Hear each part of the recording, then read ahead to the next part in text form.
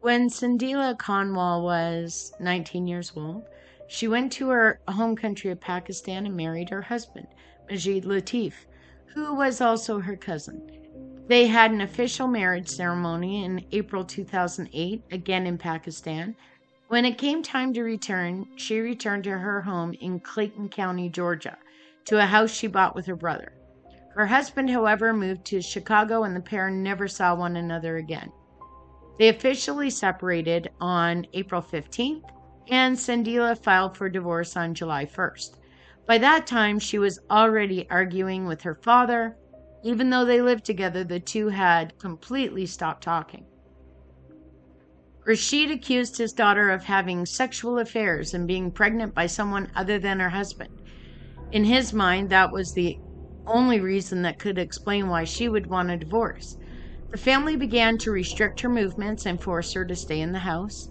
Sandeela worked at a Walmart store, and her father, Chaudhry Rashid, a permanent resident, ran a pizza restaurant in East Point, Georgia. He picked her up from work on the evening of July the 5th, 2008, and drove her home. The two argued in the car on the way back to the house. In the early morning hours of the 6th, Rashid strangled his daughter with a bungee cord.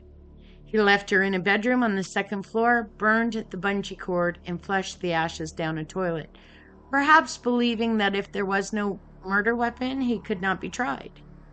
Sandeela's stepmother would call police. She said she left the house after hearing screaming in a language she did not understand. Gina, the stepmother, said that the two had been arguing over Sandeela's desire for a divorce. It was Gina who told police her stepdaughter did not want to marry and did not want to stay married either. Police would arrest Rashid, and he told them that the divorce brought shame to the family. The lawyers would say it wasn't a dishonor killing, but a heat of passion killing. They also wanted the jury instructed on assisted suicide, which is and was ridiculous.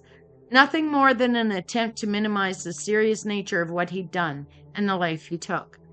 On the heat of passion argument, while speaking to his family at the police station, he repeatedly admitted that he killed Sandeela because she was defying him by pursuing the divorce.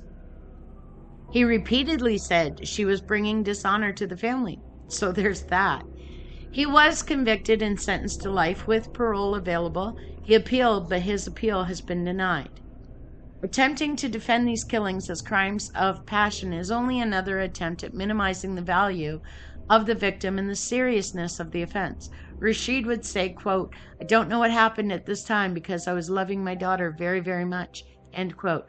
With all due respect, placing more value on what the community thinks of your family than on your daughter's actual life isn't what love looks like. At the same time, he would tell the jury that he had done nothing wrong. In 2000, according to the United Nations Population Fund report, 5,000 females each year were the victims of dishonor killings.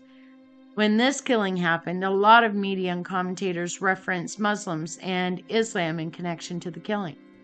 However, it should be made clear dishonor killings is a practice that happens across all religions and are often parts of long-held traditions held by the families that have less to do with religion and far more to do with ingrained cultural beliefs, including the belief that women should be controlled. Dishonor killings are all about control and ego. Thank you for listening. If you're enjoying these videos and you want to see more, please click the subscribe button and hit those notifications so that you don't miss any uploads. We appreciate you. Thanks.